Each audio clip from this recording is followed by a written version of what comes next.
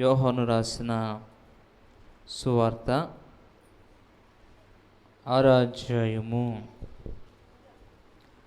35వ వచనం చదువుకుందాం. పరిశుద్ధుడైన యోహాను రాసిన శుభవర్తమానము 6వ అధ్యాయము 35వ వచనం చదువుకుందాం. అందుకు యేసు వారితో ఇట్లా, నేను జీవాహారము నేనే. నా యొద్దకు వచ్చేవాడు ఏమాత్రమును ఆకలి కొనడు. చిన్న ప్రార్థన చేసుకుందాం.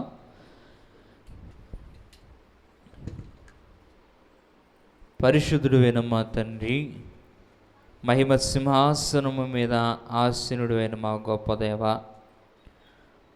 మానవ మాత్రులమైన మా కొరకు నీవు నాయన దివిని వీడి నాయన భూలోకానికి వచ్చి, దేవలోకమును వీడి నాయన ఈ భూలోకమునకు వచ్చి 2024 సంవత్సరముల నుండి దేవా నీ యొక్క వాక్కులను, నీ యొక్క నాయన విలువైనటువంటి శ్రేష్టమైనటువంటి శరీర రక్తములను తీసుకునొచ్చు మరొక మారు నీ యొక్క శరీరమును రొట్టెను తీసుకునడానికి, నీ వాక్యాహారమును పూజించడానికి చేరువచ్చిన మాకు, వాక్యాహారము తినని ఎడల బలమాత్మకు లభించుటెట్లు వాక్కు వినవచ్చిన వారులకు వాక్యాహారమును వడ్డించిన మా ప్రదాతమైన మా తండ్రి, ఈ యొక్క ఆనందమాసములో మొదటి దినమందు ధ్యాన క్రిస్మస్ దినమందు ప్రభా నిన్ను ధ్యానిస్తుండగా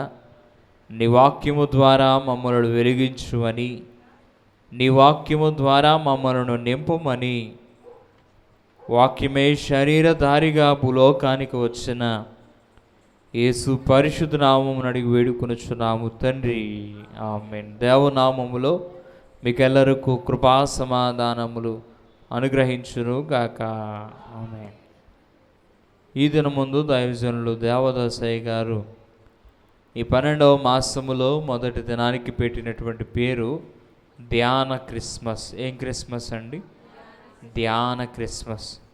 ధ్యాన క్రిస్మస్ అంటే అలనాడు తొట్టెలో పరుండిన బాలుని చూడడానికి కన్యక మరియా, అలాగనే తల్లి అయినటువంటి మరియా, అలాగనే యోసేపు, అలాగనే గొల్లలు, అలాగనే జ్ఞానులైన వారు వచ్చి వారు చూచి తరించిన వారిగా మనం చూస్తూ ఉన్నాం. ధ్యానము అంటే అంత దేవుడు భూలోకానికి ఎలాగ వచ్చేసాడని వింతగా చూస్తున్నాడంట యోసేపు చూస్తున్నాడు. కన్య అయినటువంటి మరియా, తల్లి అయినటువంటి మరియ కూడా చూస్తూ ఉన్నది. గొల్లలైనటువంటి వారు చూస్తూ ఉన్నారు. జ్ఞానులైన వారు తొట్టిలో పరుండినటువంటి బాలుని చూస్తూ ఉన్నారు.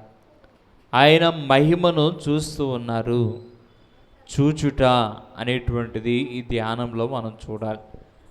ధ్యానములో చూచేటువంటి కన్నును కలిగి మనం ఉండాలి. మనోనిదానముతో చూచేటువంటి కన్ను మనం కలిగి ఉండాలి. ఈ యొక్క క్రిస్మస్ దినాన, ఈ క్రిస్మస్ దినాల్లో, ఆనందకరమైనటువంటి దినాలలో బైబిల్ గ్రంథములో యేసు ప్రభు ఎక్కడ పుట్టాడంటే బెత్లెహేములో పుట్టాడని అందరూ చెప్తూ ఉంటారు. బెత్లెహేము అంటే అర్థమే, మరి ఒక మాట బెత్లెహేమునకు వేరొక పేరు ఏంటంటే రొట్టెల గృహము. ఎందుకయ్యా ఈ రొట్టెల గృహం అనే పేరు వచ్చిందంటే, ఆ యొక్క ఈ బెత్లెహేములో మనము చూస్తే బెత్ అంటే ఇల్లు, లేమ్ అంటే రొట్టె, బెత్ అంటే ఇల్లు, లేమ్ అంటే రొట్టె. ఆ యొక్క బెత్లెహేము ప్రాంతము బహుసారవంతమైన ప్రాంతము. వ్యవసాయానికి వివిధమైనటువంటి ఫలాలు, శ్రేష్టమైనటువంటి ఫలాలు అక్కడ పండుతూ ఉంటాయి. ఆ పండేటువంటి భూభాగములో మనం చూస్తే రూతు, బోయోజు మనం జ్ఞాపకం చేసుకున్నప్పుడు, బోయేజు పొలంలోనికి వెళ్ళిన రూతుకు బోయేజు ఆమె చెంగును నింపినవాడైనాడు. ఏం పోసాడు ఆ చెంగులో? యవలను పోసాడు. ఆ యొక్క యవలు అంటే అవి బార్లీ గింజకి సూచనగా మనం చూస్తూ ఉన్నాం. అలాగనే అక్కడ గోధుమ కూడా ఎక్కువగా పండుతూ ఉంటుంది. ఈ యొక్క గోధుమలతో వారు ఏం చేస్తారంటే రొట్టెలు తయారు చేసుకుంటూ ఉంటారు.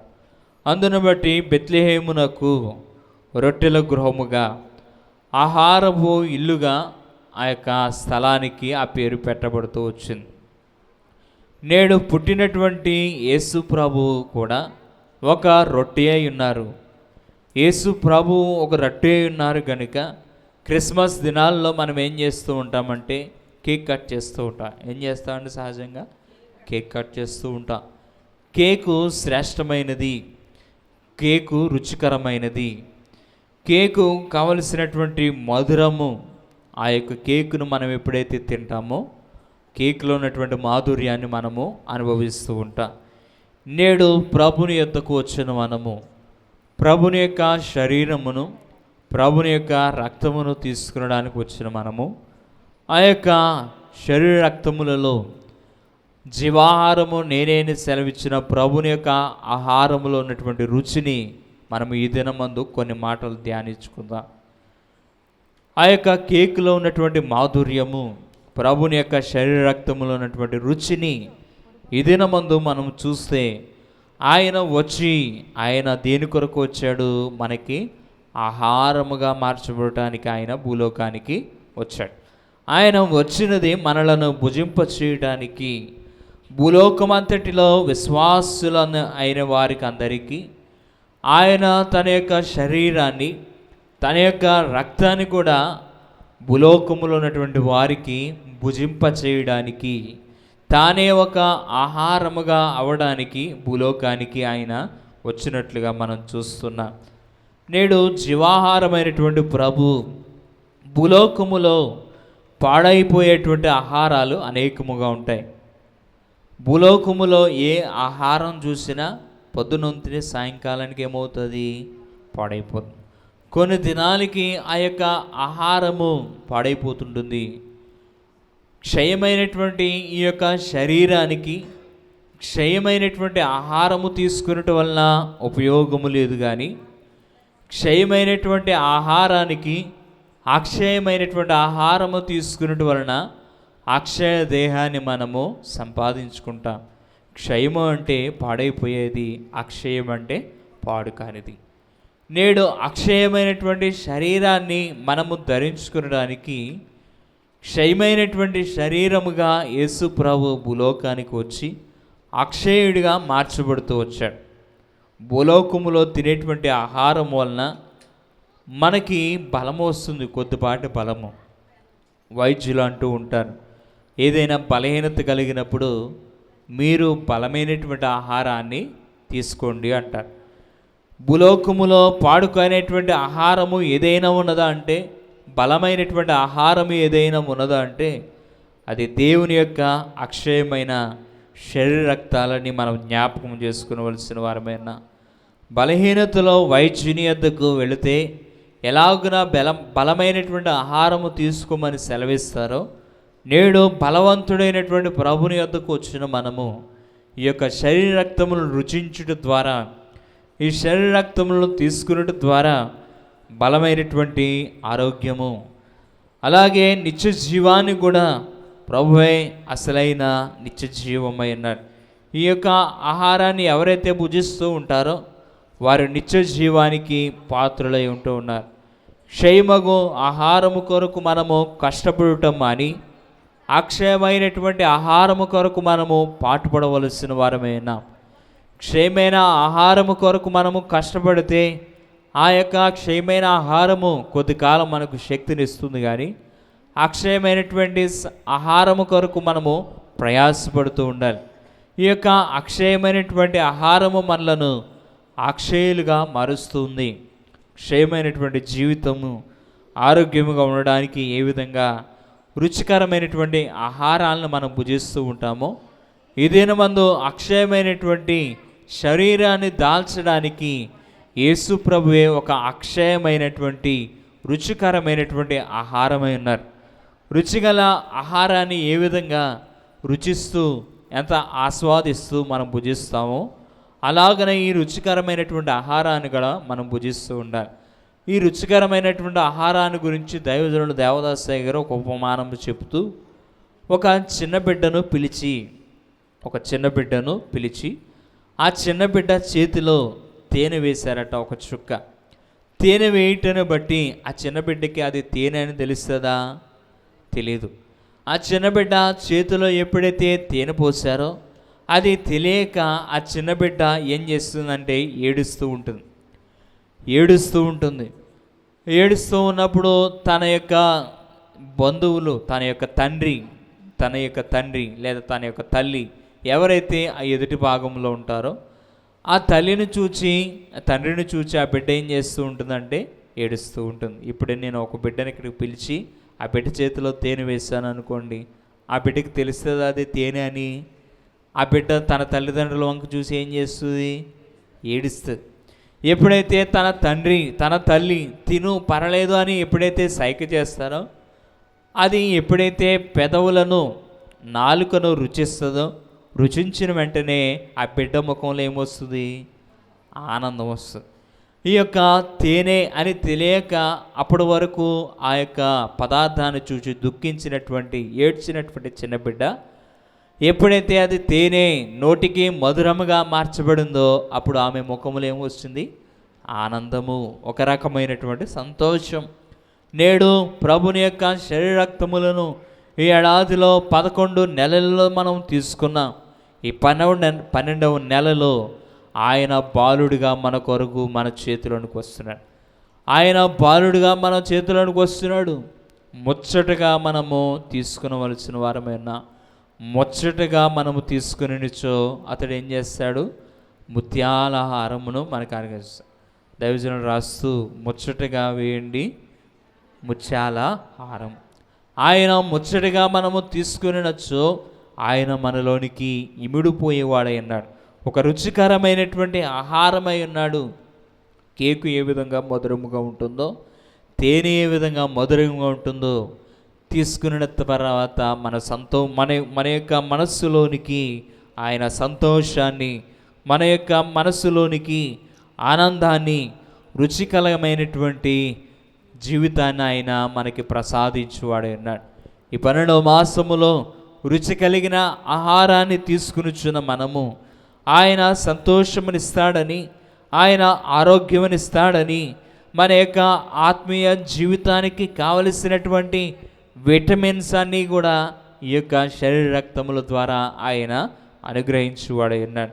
భూలోకములో శరీరానికి కావలసిన విటమిన్స్ ఏ విధంగా ఏ యొక్క ఆహారం తీసుకుంటే మనకు వస్తుందో నేడు ఆత్మీయ జీవితానికి కూడా కావలసినటువంటి విటమిన్స్ అన్నీ కూడా ఈ యొక్క శరీర రక్తముల ద్వారా ప్రభువు మనకి అనుగ్రహించువాడై ఉన్నాడు. ఈ యొక్క ఆత్మీయ ఆహారమునకు, పరలోకమునకు కావలసినటువంటి సిద్ధబాటునకు కావలసినటువంటి అలంకరణ ఈ యొక్క రుచిలో మనం చూస్తూ ఉన్నాం. ఈ యొక్క నిత్య జీవము కలిగినటువంటి అనుభవాన్ని, నిత్య జీవాన్ని కలిగినటువంటి స్థితిని ఈ యొక్క ఆహారము ద్వారా మనం చూస్తూ ఉన్నాం. ఈ యొక్క ఆహారము ఎక్కడి నుంచి వచ్చిందయ్యా అంటే పరలోకములో నుండి వచ్చిన ఆహారం. యోహాను సువార్త 6వ అధ్యాయం 51వ వచనంలో మనం చదువుకుంటే పరలోకము నుండి దిగి వచ్చిన జీవాహారము నేనే. ఈ యొక్క ఆహారం ఎక్కడి నుంచి వచ్చింది? పరలోకములో నుండి వచ్చిన ఈ యొక్క ఆహారాన్ని మనము రుచి కలిగిన ఆహారముగా మనం భుజించవలసిన వారమై ఉన్నాం. 57వ వచనంలో మరి యొక్క మాటను చూస్తే జీవము గల తండ్రి నన్ను పంపెను కనుక నేను తండ్రి మూలముగా జీవించినట్టే నన్ను తినువాడును నా మూలముగా జీవించును. ఈ దినమందు ఆయన యొక్క శరీర రక్తములను తీసుకునిచున్న మనము ఎందరెన్ని మార్లు తీసుకున్నా ఈ రుచిని మనము చూడలేం. 12వ మాసములో ఏ రుచి అంటే ఆనందకరమైనటువంటి రుచి. మన బ్రతుకులలో మన నోటికి రుచికరమైనటువంటిది తీసుకునిచున్నాం. మన నోటి నుండి ఎటువంటి వాక్కులు వస్తున్నాయి? రుచికరమైనటువంటి వాక్కు, రుచికరమైనటువంటిది ఈ దినమందు తీసుకునడం ద్వారా మన నోటి నుండి కూడా ఏమి రావాలి? రుచికరమైనటువంటి మాటలు వస్తూ ఉండాలి. బైబిల్ గ్రంథములో సామెతల గ్రంథం 26వ అధ్యాయములో ఒక మాటను మనం చదువుకుంటే, సామెతల గ్రంథము 26వ అధ్యాయము 22వ వచనములో మనం చూస్తే, కొన్నిగాని మాటలు రుచిగల పదార్థముల వంటివి, అవి లోక కడుపులోనికి దిగిపోవును. నేడు మనము మాట్లాడేటువంటి మాటలు ఏ విధంగా ఉండాలి అంటే రుచికరమైనటువంటి మాటలుగా ఉండాలి. ఏ విధంగా రుచికరమైనటువంటి ఆహారాన్ని తీసుకొనిచున్నామో అలాగనే మన నుండి వచ్చేటువంటి మాటలు కూడా మనలోనికి వచ్చినవి అవి బయటికి ఏ విధంగా రావాలి అంటే రుచికరమైనటువంటి మాటలుగా వస్తూ ఉండాలి. ఈ యొక్క కొన్నిగాని మాటల వలన అవి మన కడుపులోనికి మనలను బలహీనతలోనికి నడిపిస్తూ ఉంటాయి. మనము రుచించే విధముగా అనేకులకు మాదిరికరమైనటువంటి మాటలు, అనేకులకు రుచించే విధముగా మనము మాట్లాడుతూ ఉండాలి. నోటితో మనము మాట్లాడేటువంటి మాటలను ఆయన ఆలకించువాడే అన్నాడు. దైవజనులు రాస్తూ కన్వెన్షన్ కీర్తన పుస్తకంలో ఒక పాటలు ఏమంటారంటే, నానా రుచులు తిన్న నాలు కెరుగును గాని, నానా రుచులు తిన్న నాలు కెరుగును గాని, అడ్డాదిడ్డము తిరిగే తెడ్డికేం తెలుసో పరమా మరుగు, అడ్డము తిరిగే తెడ్డికేం తెలుసో పరమా మరుగు, మన తండ్రున్న స్థలమే పరమా మరుగు, యేసయ్యున్న స్థలమే పరమా మరుగు. మన తండ్రి ఎక్కడ ఉన్నాడు? పరమందు. పరమందు ఉన్నటువంటి ప్రభువు నేడు భూలోకానికి వచ్చాడని ఆయన శరీరాన్ని మనము రుచిస్తున్నాం. అడ్డాదిడ్డము తిరిగేటువంటి తెడ్డికేం తెలుసు ఆ యొక్క రుచి? పరలోకములో ఉన్నటువంటి మరుగు, పరలోకములో ఉన్నటువంటి రుచి నేడు భూలోకానికి వచ్చేసింది. పరలోకములో ఉన్నటువంటి జీవాహారమే నేడు భూలోకానికి వచ్చేసింది. ఆయన జీవాహారమై ఉన్నాడు. నేను వాక్కు, ఆ వాక్కే భూలోకానికి ఏ విధంగా వచ్చేసింది? ఒక జీవాహారముగా. పరలోక ఆహారాన్ని నేడు రుచిస్తున్న మనము నోటి మాటలు యందు కూడా రుచికరమైనటువంటి మాటలు మనం మాట్లాడుతూ ఉండాలి. దావీదు రాసిన కీర్తనలో ఒక మాట చదువుకుందాం. 141వ కీర్తన 4వ వచనం, పాపము చేయవారితో కూడా నేను దుర్నీతి కార్యములలో చొరబడుకున్నట్లు నా మనస్సు దుష్కార్యమునకు తిరగనీకుము, వారి రుచిగల పదార్థములను నేను తినక ఎందును. పాపము చేయవారితో మనం ఏం చేయకూడదు?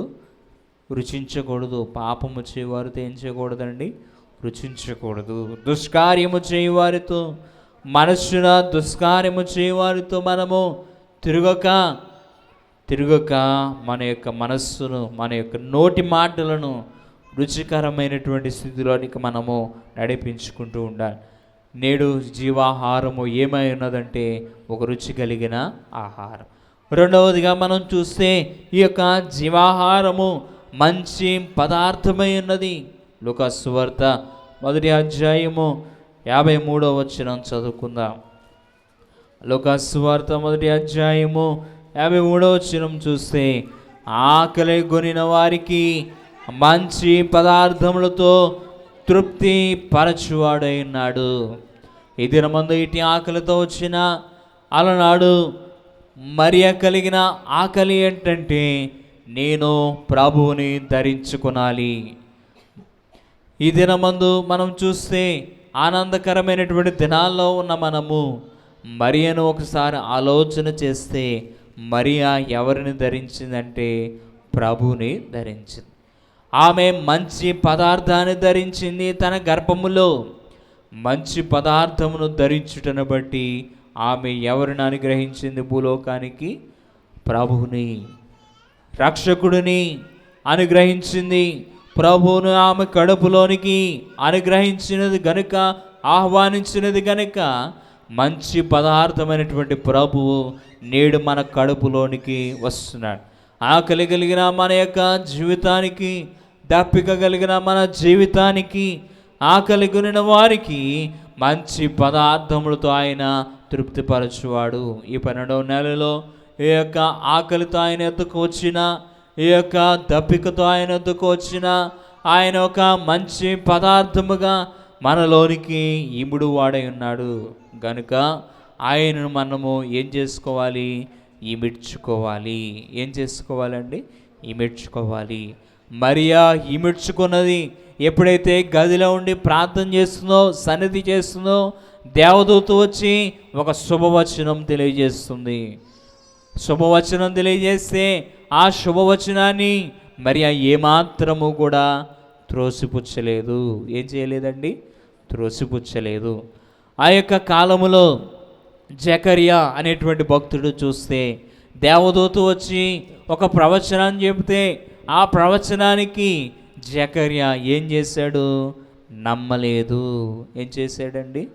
వృద్ధాప్యములో ఉన్నటువంటి జకరియా ఎలిజబెత్తులకి గర్భఫలం ఇస్తానని దేవదూత చెప్తే దేవదూత మాటను ఏం చేయలేదు? నమ్మలేదు. కనుక అతడు ఏమైపోయాడు? మోగవాడైపోయాడు. నేడు సన్నిధిలో ఉన్నటువంటి మరియను కూడా చూస్తే మంచి పదార్థము ఆమె యొద్దకు వచ్చింది. ఆ మంచి పదార్థమును ఆమె ఏం చేసింది? తనలోనికి ఇమిడ్చుకున్నది. నేడు ఆకలితో ఆయన యొద్దకు వచ్చిన భక్తులైన మనము మనసులో ఇష్టమైనది ఏదైతే ఉంటుందో, మనసుకు ఇష్టమైనది ఏదైతే ఉంటుందో ఆయనకి ఇష్టమైనటువంటి పదార్థము, ఆయన ఇష్టమైనటువంటి పదార్థముగా మనము స్వీకరించిన, మరి ఏ విధంగా ఇష్టమైనటువంటి మంచి పదార్థముగా స్వీకరించినదో నేడు మనమును కూడా ఆయన యొక్క మనలో ఉన్నటువంటి ఆకలిని తీర్చువాడై ఉన్నాడు మంచి పదార్థము ద్వారా. కీర్తనకారుడు ఒక మాట అంటాడు కదా, సింహపు పిల్లలైనను ఆకలి కొనుని కానీ యెహోవా యందు భయభక్తులు కలిగి వారికి ఆయన ఆకలి గొనిచ్చువాడు కాదు. ఈ దినమందు ఆయన ఎదుట భయభక్తులతో కూర్చునినా, మరియ వలె భయభక్తులతో కూర్చునినా శుభవచనము ఏమిటా అని తలంచుచు ఉన్నా నేడు ఆయన మంచి పదార్థముగా మనలోనికి వెళ్ళి మన యొక్క ఆకలిని తీర్చువాడై అన్నాడు. ఎలాగైతే మరియ సన్నిధిలో కూర్చున్నదో నేడు అటువంటి సన్నిధిలో కూర్చున్న మనకి ఆయన ఆకలి కొననిచ్చువాడు కాదు. ఆయన మనను ఏం చేసేవాడు కాదు? ఆకలి సింహపు పిల్లలైనా ఆకలి కొనిస్తాడు కానీ ఆయన ఎంత భయభక్తులు కలిగిన వారికి ఏం చేయడు? ఆకలి కొననీయడు. గదిలో కూర్చున్నటువంటి ఈ యొక్క మరియకు ఏం దొరికిందయ్యా అంటే ఒక కొత్త అనుభవము దొరికింది. ఏం దొరికిందండి? క్రొత్త అనుభవము. దైవజనులు రాస్తే ఒక పాటలు ఏమంటారంటే, వినరయ్యా వినరయ్యా యేసు ప్రభావము, గణరయ్యా క్రీస్తుని ఘనకార్యము, మనసు యేసుని కదపై మలిపియోచి. 49వ పాట. యోచుని కదపై మలిపియోచించిన మహిమా కనబడో నీకు అనుభవమో దొరకు. మరియ గదిలో కూర్చుండగానే ఆమెకి మంచి అనుభవము దొరికింది, మంచి పదార్థము దొరికింది. ఈ యొక్క దైవజనులు రాస్తూ ఈ పాటలు ఏమంటారంటే, వినరయ్యా వినరయ్యా యేసు ప్రభావము, గణరయ్యా క్రీస్తుని ఘనకార్యము. ఏం చేస్తుండాలి? మొదటిగా వింటూ ఉండాలి. వింటూ ఉన్న తర్వాత వాటిని గుణిస్తూ అలాగనే వాటిని గణపరుస్తూ ఉన్నప్పుడు, ఆయన చేసేటువంటి కార్యాలని గణపరుస్తూ ఉన్నప్పుడు మనస్సులో ఏముండాలి? యేసుని కథ ఉండాలి. మనస్సు యేసుని కథపై మలిపి యోచించిన మహిమ కనబడును నీకు అనుభవము దొరుకు. మరియా యేసుని కథపై అలనాడు 400 సంవత్సరాలు మలాకీ గ్రంథము తర్వాత మత్తయి సువార్తకు వచ్చేసరికి 400 సంవత్సరాలు దైవోక్తి లేదు. దేవుడు నిశ్శబ్దమైపోయాడు. ఆ నిశ్శబ్ద కాలములో మరియా ఏమి కలిగి ఉన్నదంటే మనస్సు యేసుని కథపై. మరియా ఏమి కలిగి ఉన్నదంటే తన మనస్సులో వ్రాయబడినటువంటి వాగ్దానములు, ప్రవచనములు, యేసు ప్రభు ఆయన మెస్సయ్యగా బాలుడుగా రానయ్యున్నాడని, ఏలయనగా కుమారుడు అనుగ్రహింపబడును, ఏలయనగా కన్యక ఎవరికంటుంది? కుమారుని కంటుందని మాటను బట్టి 700 సంవత్సరాలు క్రితము రాయబడినటువంటి ప్రవచనాలని బట్టి మరియా ఆ యొక్క ప్రవచనాలని, ఆ యొక్క వాగ్దానాలను బట్టి వాటన్నిటిని మనస్సులో ఉంచుకొని ఎవరి కొరకు ప్రార్థన చేస్తుందంటే ఒక బాలుడు కొరకు, ఒక బాలుడు కొరకు, భూలోకానికి రానైనటువంటి బాలుని కొరకు, పరిశుద్ధుడైనటువంటి బాలుని కొరకు, ఇమ్మానుయేలుగా తోడునేటువంటి ఒక బాలుని కొరకు మనస్సు ఏం చేసింది? ఆ యొక్క వాగ్దానాల మీద పెట్టింది. ఆ యొక్క మనస్సును ఆ యొక్క వాగ్దానాల మీద మలిపి యోచించింది, ఆలోచన చేసింది. ఆ యొక్క గ్రంథాలను ధ్యానిస్తూ ఆలోచన చేసినటువంటి మరియకి ఏమి కనపడిందంటే మహిమ కనబడింది. దేవదూత యొక్క మహిమ కనబడి ఆమెకి ఒక కొత్త అనుభవము దొరికింది. నేడు అనుభవాన్ని సంపాదించుకోవాలి. మంచి పదార్థాన్ని తీసుకున్నటువంటి మరియా ఎటువంటి అనుభవాన్ని కలిగి ఉన్నదో మరియా ఆ యొక్క అనుభవాన్ని బట్టి మంచి పదార్థాన్ని తనలోనికి ఇమిడ్చుకున్నది. ఆమె కలిగినటువంటి అనుభవము మనస్సు యేసుని కథపై మలిపి యోచించింది. ఆయన యొక్క ఘనకార్యములను గణిస్తూ, ఆ యొక్క ఘనకార్యములను గుణిస్తూ ఉన్నది కనుక ఆమె ఏం చేసుకోగలిగిందంటే ప్రభుని మంచి పదార్థాన్ని తనలోనికి ఇమిడ్చుకోగలిగింది. ఇటువంటి అనుభవాన్ని మనమును కూడా సంపాదించుకోవలసిన వారమై ఉన్నా. మూడవదిగా మనము చూస్తే ఈ యొక్క ఆహారం అంటే తెలియని ఆహారము. ఈ యొక్క ఆహారం అండి, మొదటి ఆహారం ఏంటండి? మొదటి ఆహారము జీవాహారము, రెండవ ఆహారము మంచి పదార్థం అనే ఆహారము, మూడవ ఆహారముగా మనం చూస్తే యోహాను సువార్తలలో 4వ అధ్యాయములో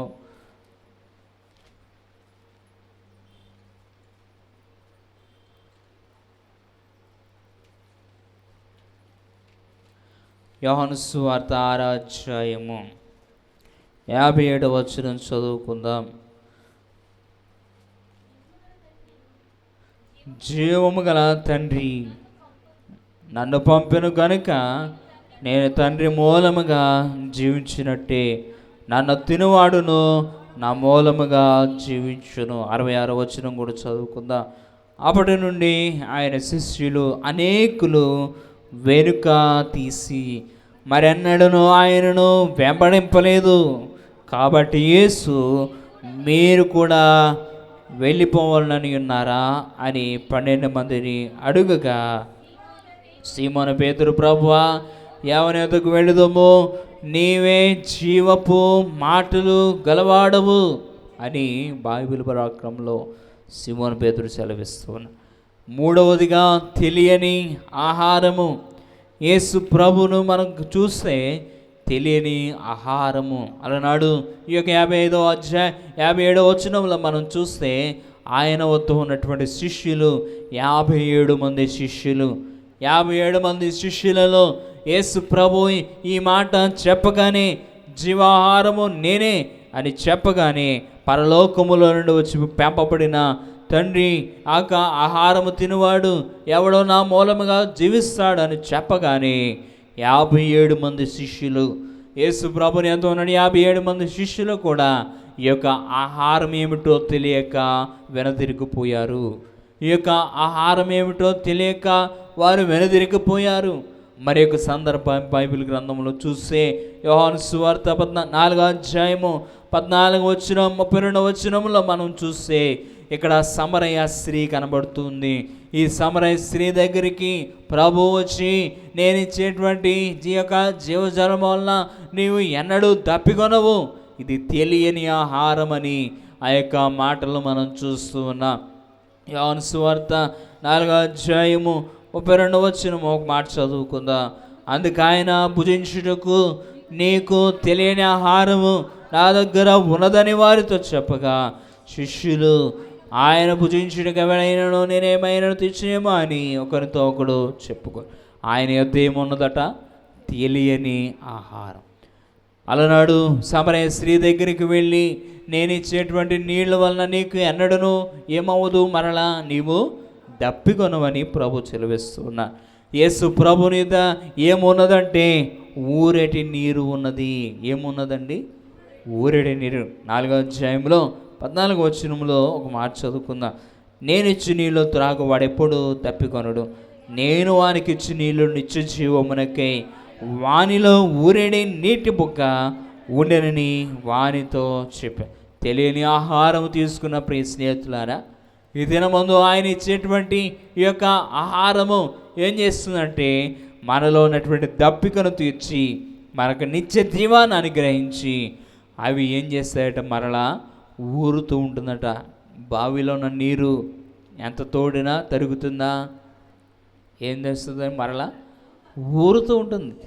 నేడు ఎందరెన్నో మార్లు తీసుకున్నా ఏమవ్వలేదు, ఇవి తరగదు. దైవజనులు రాస్తూ పాటలో ప్రభు సంస్కారపు విందు అనే పాటలో ఒక ఆ చరణంలో మనం చూస్తే ఎందరెన్ని మార్లు తీసుకున్నా ఏమవ్వలేదట? తరగలేదు. ఎందరెన్ని మార్లు తీసుకున్నా తరగలేదు. ఇది ఏమవుతూ వచ్చింది? ఊరుతూ వచ్చింది. ఎందుకంటే ఇది నిత్య జీవానికి తోడుకుపోయే ఆహారమైనది.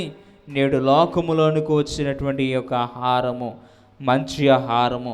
సృష్టిలో మనం చూస్తే యేసు ప్రభు భూలోకములో మనం చూస్తే కలుగు చేసిన ప్రతి వస్తువును కూడా, ఆకాశమును కలుగు చేసినప్పుడు, భూమిని కలుగు చేసినప్పుడు, ప్రతి వస్తువును కలుగు చేసిన ప్రభు ఇది మంచిది మంచిది అంటూ వస్తూ ఉన్నాడు. నేడు భూలోకంలో ఏదైనా మంచి దొరుకుతున్నాయా అంటే, ఏ యొక్క ఆహారంలో మంచి దొరుకుతున్నాయా అంటే మంచి ఎక్కడా దొరకట్లేదు. ఆ మంచి ఎక్కడ దొరుకుతున్నాయంటే ఒకే ఒక్క మంచి దొరికేటువంటిది ఆయన శరీరము. ఆయన భూలోకాన్ని కలుగజేసి, ఆకాశ పక్షులను కలుగజేసి, వృక్షాదులను కలుగజేసి ఏమన్నాడు? ఇది మంచిది, ఇది మంచిది. నేడు పాపములో పడిపోయిన తర్వాత భూలోకములో ఏమొచ్చేసింది? శాపము వచ్చేసింది. ఆ శాపమును బట్టి నేడు మంచి దొరకక దేవుని యొద్దకు వచ్చి ఉన్నాం. ఆయన మంచి పదార్థమై ఉన్నాడు. ఇది తెలియని పదార్థమై ఉన్నది. నేడు భూలోకములో సంచరిస్తున్న మనము మంచి పదార్థాన్ని తీసుకునిచున్న మనము, తెలియని పదార్థము తీసుకునిచున్న మనము ఏం చేయాలంటే మంచినే చేస్తూ ఉండాలి. మంచినే చేస్తూ ఉండాలి. యేసుని చేరిన మనము మంచినే చేస్తూ ఉండాలి. దైవజనులు ఒక కీర్తనలు అంటారు, మంచినే చేయుడి దానినే అనుసరించి జీవించుడి. 43వ కీర్తన 1వ చరణం. చేయుడి దానినే అనుసరించి జీవించుడి. మంచి మార్గమున ఆటంకములు మాటి మాటికి వచ్చును గాని, కించిత్తైనను మంచిని గూర్చి వంచన దారి అంచు తలంపక, మంచి చెడ్డలను గుర్తింప మనస్సాక్షిని ఎమ్మని దేవుని ఎంచి ప్రార్థన చేయుచు స్తుతితో చేరి జీవించుడి. దేవాది దేవుని చేరి జీవించుడి. ఏం చేయాలా? మంచినే చేస్తూ మంచినే చేరాలి. చేరిన తర్వాత దానిని ఏం చేయాలా? అనుసరించాలి. మంచి మార్గంలో అనేక ఆటంకాలు మాటి మాటిగా వస్తుంటాయి. వాటిని కించిత్ అయినను తలంచక ఏం చేస్తూ ఉండాలి? మరలా మంచినే తలంచాలి. మనలోనికి వచ్చినటువంటి తలంపులన్నీ కూడా వదిలి మంచి తలంపులను మనము కలిగి జీవిస్తూ ఉండాలి. వాటిని మనము తలంచక, చెడ్డ మార్గములను చెడ్డ తలంపులను తలంచక, మనస్సాక్షి ఇమ్మని, మంచి చెడ్డలను గుర్తింపగల మనస్సాక్షిని ఇమ్మని దేవుడిని ఏం చేస్తూ ఉండాలి? ప్రార్థన చేస్తూ ఉండాలి. ఎంచి ప్రార్థన చేస్తూ ఉండాలి. నేడు ప్రభుని యొద్దకు వచ్చిన మనము ప్రభుని పొందినటువంటి అలనాడు అపోస్తలుడైన పౌలు కూడా వారు అంటున్నాడు కదా ఒక మాట, కొరింథీ రాసిన పత్రికలో 11వ అధ్యాయములో ఒక మాటను చూస్తే, కొరింథీయులకు రాసిన పత్రిక 11వ అధ్యాయము 23వ వచనములో ఒక మాట చదువుకుందాం. నేను మీకు అప్పగించిన దానిని ప్రభు వలన పొందితిని. ఈ మాట అపోస్తలుడైన పౌలు అంటున్నాడు. నేను అపోస్తలుడైన పౌలు మీకు అప్పగించిన దానిని ప్రభు వలన పొందితిని. ఏం అప్పగించారంటే ప్రభుని యొక్క శరీర రక్త ప్రభుని యొక్క శరీర రక్తములను పౌలుగా అప్పగించడం బట్టి ఆ పౌలు మరల ఏం చేస్తున్నాడు, వారికి ఇస్తున్నాడు. నేడు ప్రభు మనకి ఇస్తున్నటువంటి శరీర రక్తాలు ఎవరికి ఇచ్చారు? అంతరంగమందు ఇచ్చినటువంటి వాటిని బహిరంగమందు మనం తీసుకొచ్చున్నాం. ఈ యొక్క మనం యేసుని తలంచి యేసుని తలస్తూ వాటన్నిటిని తిన్న ఎడల, వాటిని త్రుంచుకొని తిన్న ఎడల మన కడుపులోనికి వెళ్తుంటాం. మంచి పదార్థాన్ని మరియ ఎలాగో భుజించిందో, మరి ఆ భుజించుటను బట్టి ప్రభు తన యొక్క శరీరంలో ఏమైపోయారు, ఇమిడిపోయారు. అనుభవం దొరికింది కనుక ఇంటిలోనే కూర్చుని మనము చూస్తే అటువంటి అనుభవం మనము సంపాదించుకునలేం. అలానాడు ఇశ్రాయేలు అటువంటి వారు లోకముకి తెలియనటువంటి ఒక ఆహారాన్ని వారు భుజిస్తూ వచ్చారు. నేడు మనం భుజిస్తున్న ఆహారము లోకానికి ఏమవ్వదు, తెలియదు. లోకానికి ఏమవ్వదండి, తెలియదు. జీవాహారము నేను సెలవిచ్చిన ప్రభుని యొద్దకు వచ్చిన మనము ఆ వాక్యము వెలుగులో తెలివిని కలిగి మనము జీవించినట్లు, తెలివిని కలిగి జీవించినట్లు, యోచన కలిగి జీవించినట్లు ఈ యొక్క వాక్యమును, ఈ యొక్క శరీర రక్తములను మనము భుజింపవలసిన వారమే ఉన్న కీర్తనకారుడు 119వ కీర్తనలో ఒక మాటను కనుక మనం చూస్తే 119వ కీర్తన 130వ వచనములో, నీ వాక్యము వెల్లడాగుడుతోడనే వెలుగు కలుగను, అవి తెలివి లేని వారికి తెలివి కలిగిస్తూ వచ్చే. ఈ యొక్క 12 మంది శిష్యులకి ఆయన వాక్యం ఎప్పుడైతే వెల్లడేగిందో ఆ వాక్యమును బట్టి జీవదాత అయిన ప్రభుని ఎదుట నిలబడుతూ వచ్చారు. అలాగనే మరియా ఎప్పుడైతే ఆ ప్రవచన వాక్యములను ధ్యానిస్తూ వచ్చిందో, ఆ ప్రవచన వాక్యములను తన మనస్సును వాటి మీద ఎప్పుడు మలిపి వచ్చిందో, ఆమెకి లోకానికి తెలియనటువంటి ఆనందం ఆమెలోనికి వచ్చేసింది. ఏమొచ్చిందండి? లోకానికి తెలియని ఆనందం, లోకానికి తెలియని మంచి పదార్థం ఆమెలోనికి వచ్చేసింది. లోకానికి తెలియని శక్తి ఆమెలోనికి వచ్చేసింది. లోకానికి తెలియని దర్శనం ఆమె కలిగి జీవిస్తూ వచ్చింది. లోకానికి తెలియని మంచి రక్షకుడిని ఆమె ఏం చేసింది? భూలోకానికి అందించింది. మరి జీవితంలో మనం చూస్తే మరి లోకానికి తెలియని ఆనందాన్ని అనుభవించింది. మంచి పదార్థాన్ని భుజించడం వలన ఆమె లోకానికి తెలియని ఆనందాన్ని భుజించింది. లోకానికి తెలియనటువంటి శక్తిని, లోకానికి తెలియనటువంటి దర్శనాన్ని, లోకానికి తెలియని మంచి రక్షకుడిని ఆమె ఏం చేసింది? అనుభవించింది, అనుగ్రహించింది. అలాగనే సమరయ స్త్రీ కూడా ఏం చేస్తుందంటే లోకానికి తెలిసినటువంటి దేవుని యొద్దకు వచ్చింది. ఈయన యూదుడు అన్నప్పటికీ కూడా ఆమె ఏం చేసిందంటే అంతరంగమందు ప్రవక్త అని ఆమె గ్రహిస్తూ వచ్చింది. యోహాను సువార్త 4వ అధ్యాయం 19వ వచనంలో మనం చూస్తే, యోహాను సువార్త 4వ అధ్యాయం 19వ వచనంలో, అప్పుడు ఆ స్త్రీ, అయ్యా నీవు ప్రవక్తవని గ్రహించుచున్నాను. ఎప్పుడైతే ఆమె హృదయంలోనికి దేవుని వాక్యం వచ్చేసిందో ఆమె ప్రవక్తగా గుర్తించింది. తర్వాత ఆమె ఆయనను ఆరాధించే భక్తురాలిగా ఆమె మారిపోయింది. 23వ వచనములో మనం చూస్తే ఆమె దగ్గర ఉన్నటువంటి కడవనంతటిని వదిలేసి, అయితే యథార్థముగా ఆరాధించువారు ఆత్మతో సత్యముతో ఆరాధించు తండ్రి, ఆరాధించు కాలం వచ్చున్నది, అది ఇప్పుడు వచ్చెను, అది ఇప్పుడును వచ్చి ఉన్నది. తను ఆరాధించువారు అటువారి వలె ఆరాధించవాలని తండ్రి కోరుచు ఉన్నాడు. 28వ వచనంలో చూస్తే ఆ స్త్రీ తన కుండ విడిచి ఊరిలోనికి వెళ్ళిపోయింది. నేడు ఈ యొక్క అనుభవాన్ని మనం చూస్తే సమరయ స్త్రీకి ఉన్నటువంటి అనుభవము, ఆమె కలిగినటువంటిది యూదుడని గుర్తించింది. తర్వాత అంతరంగమందు ప్రవక్త అని గుర్తించింది. తర్వాత ఆమె క్రీస్తుకి ఒక ఆరాధించేటువంటి గొప్ప ఆరాధికురాలిగా ఆమె మారిపోయింది. నేడు దేవుని సన్నిధిలో ఉన్న మనము ఈ యొక్క దప్పిక, ఆ యొక్క స్థలంలో దప్పిక తీరిందంటారా? యేసు ప్రభువు సమరయ స్త్రీ దగ్గరికి వచ్చి ఏమైనా ఇచ్చాడా? నీళ్ళు ఇచ్చాడా?